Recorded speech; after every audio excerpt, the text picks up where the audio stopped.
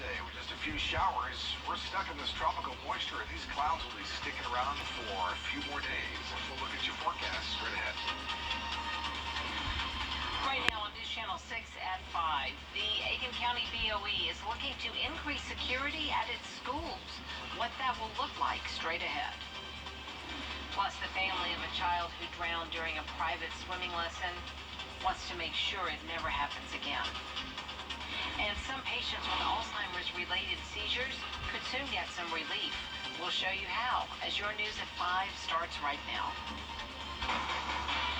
Live from Television Park, this is Wjbf News Channel 6 at 5.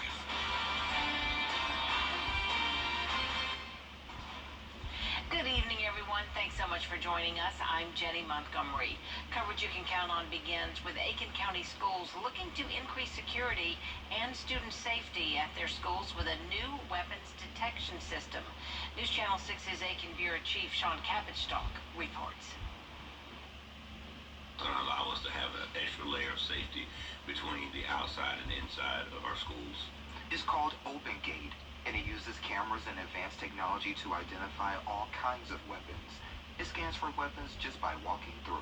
This new system that actually has a way to scan a student or a visitor in real time as they walk at normal pace without taking off their book bag or removing or emptying their purse. The district says each campus will get at least one device that Dr. Corey Murphy said is smarter than your average metal detector. And deploy them at the entrances of our football games as well. So with that being said, we're also able to go and do what we call pop-up scans within the school. So we can set it up in front of a classroom, ask all the students to walk through the open gate, as it were, with their baggage, and we can scan inside the school as well. Dr. Murphy said before the recent school shooting in Uvalde, Texas, leaders were thinking about security, even adding a director of safety and emergency operations who will use the system. We have her right here as a liaison, and we get fresh eyes on it, so we can start proceeding with maybe changing some of our protocols and maybe adding more security layers. A school board approval of $1.1 million will buy more than 60 devices. That amount will go toward the product and training. Leaders examined several school districts using devices for spotting weapons. Very similar to the Evolve system. What we liked more about the Open Gate was, again, its portability. The Evolve system is not nearly as portable as the Open Gate. District leaders say they could see the new weapons detection technology implemented in schools as soon as 2 months. In Aiken County, I'm Aiken Bureau Chief Sean Kapitstock, WJBF News Channel 6. The Richmond County Sheriff's Office needs your help finding a murder suspect. Police say 32-year-old Cornell Thomas is the man wanted for killing a woman who was working security. At this time, Thomas is still on the run. Around 6 o'clock yesterday morning, 43-year-old Cynthia Wright was shot while working at Union Eggener Animal Health Distribution Center. That's on 5th Street downtown near the farmers market. We talked with a vendor who said he's concerned about the increased crime in the area. I ain't never knowing nothing to have me in the market. Yeah, it kind of scares me. I've been scared to come down here all the time, to tell you the truth. So much been happening here in Augusta. Police confirmed the shooting did not involve a robbery. No word on whether the wanted man, Cornell Thomas, you see him on your screen there, knew the victim. If you know anything about where Thomas may be hiding, call 911. The name of a man killed in an Aiken County car crash has been released. Monday afternoon, 43-year-old Reyes Garcia died when he crossed the center line on Atomic Road and hit a truck. It happened right outside Jackson. The driver of the truck was not hurt. The family of 4-year-old Izzy Scott is still fighting for change 2 months after he drowned during a private swim lesson. News Channel 6's Darenisa Jefferson has more on how the family is now pushing for laws to help prevent a similar tragedy from happening to anyone else. Say, I am loved. I am loved. Say, I am amazing. I am amazing. Say, I am wonderful. For Dory Scott, every day without the smile and laughter of her 4-year-old son Izzy is tough. It's an unimaginable pain, like that me and my family deal with every day. The 4-year-old drowned earlier this summer during a private swim lesson in Burke County. A tragedy Scott could have never imagined. No one should lose their child. sending them to swim lesson, you know?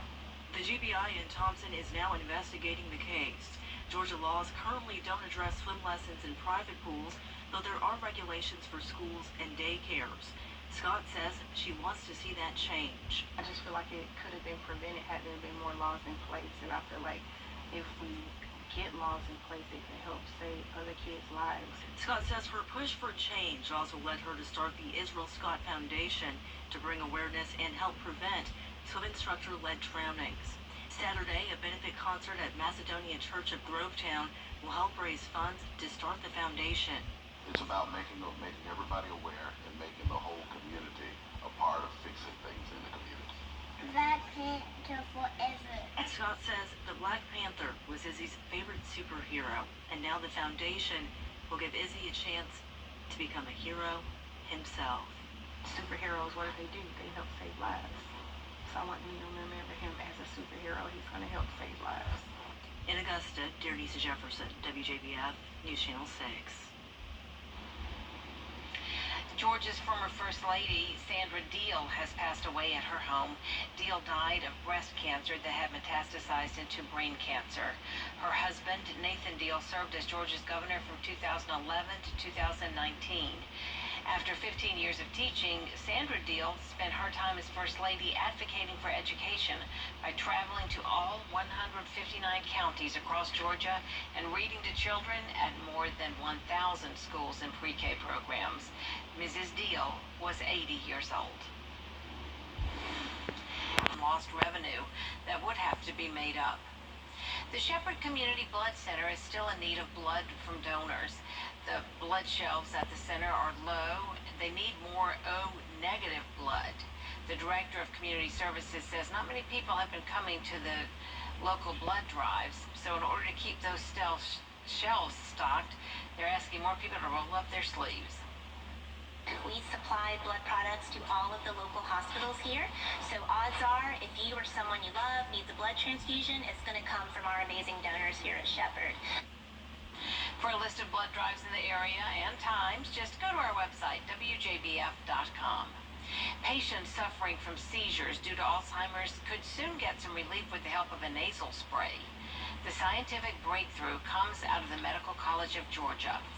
Neuropharmacologist Chen Wong tells us for the past 10 years, her team has worked to identify and develop a way to help prevent a person's brain from being damaged during seizure activity. She says this happens during the early stages of Alzheimer's. Wong says the newly developed peptide can be administered through a nasal spray. We see the hope. That's just going to be a bigger motivation for us to really get this to the human, because Alzheimer's is a huge public health burden.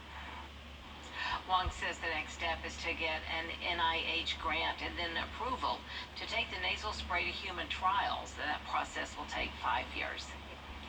Jefferson Hospital is one of 10 hospitals across the state of Georgia to receive money from the Department of Community Health. It received $900,000. Hospital officials say the funds will go toward improving medical equipment and funding health programs.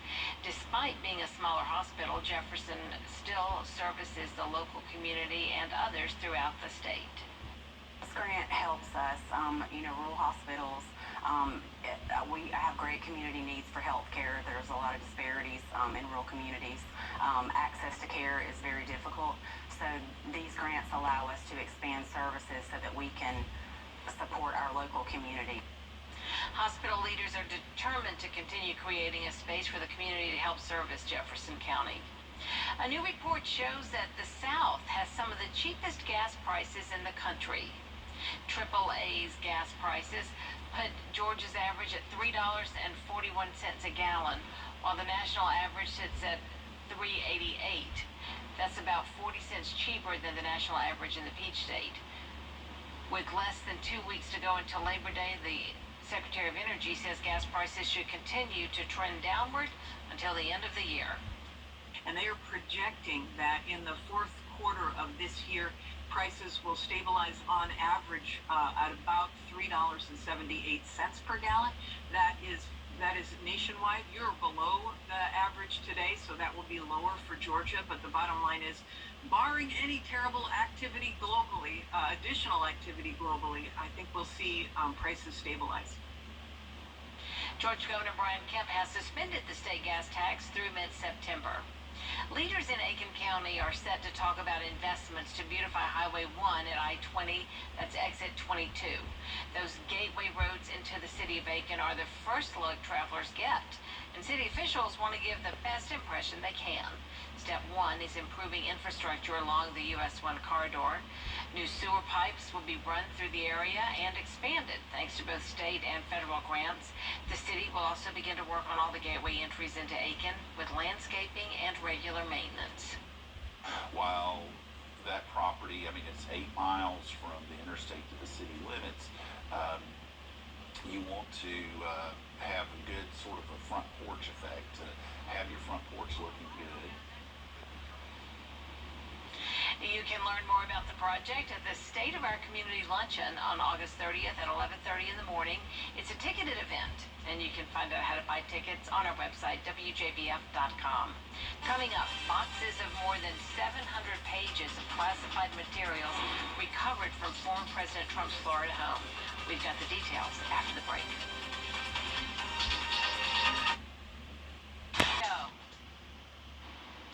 Boxes recovered from former President Trump's Florida home contained more than 700 pages of classified material, including documents marked as extremely sensitive. Jay O'Brien has more now on the report. A federal judge in Florida telling lawyers representing former President Trump to clarify why they requested she get involved in his case, seeking to halt the Department of Justice from reviewing the classified documents it seized from Mar-a-Lago and appointed independent official known as a special master to go through them instead. The judge, a Trump appointee, asking Trump's legal team under what authority they think she can get involved in this national security investigation, which is already being overseen by another federal judge. The judge's response to Trump's filing comes as the National Archives released this letter showing the lengths the government went to retrieve an estimated 700 pages of classified documents and other presidential records Trump allegedly took from the White House to Mar-a-Lago.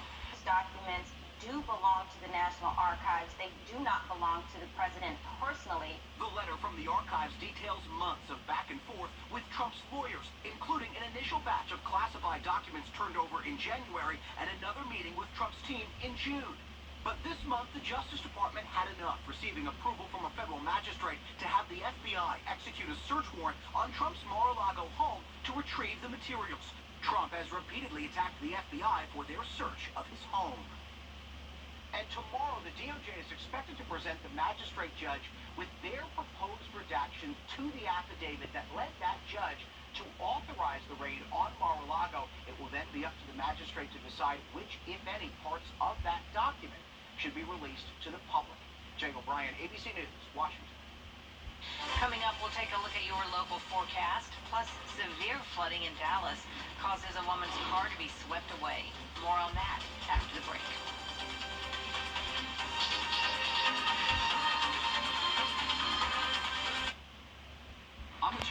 So, again, we're going to still be very warm and very humid and overnight low temperatures into the 70s. Jenny, I thought they told me 30 seconds, so that's why I sort of went fast there, but I guess a minute. So, big plans for the weekend? We do. Good. Well, that'll be great. Hopefully, plans, and we just need sun. I know, we just need some sunshine. I get so many emails recently. I said, Tim, when are we going to see the sun again? When are we going to see the sun? Yeah, a little bit better by the weekend, for sure. Okay. All right, thanks, Tim. In Dallas, Texas, as many are reeling from a deadly flooding, the downpours are now moving east. More than 5 million Americans are on alert for flooding. The heaviest rain hitting northern Louisiana into Jackson, Mississippi, where flash flooding is likely. A state of disaster was declared in Dallas County as officials announced that a 60-year-old woman died when her car was swept away in floodwaters. Coming up, we'll meet this year's mullet champion. That story coming up and the video right after the break.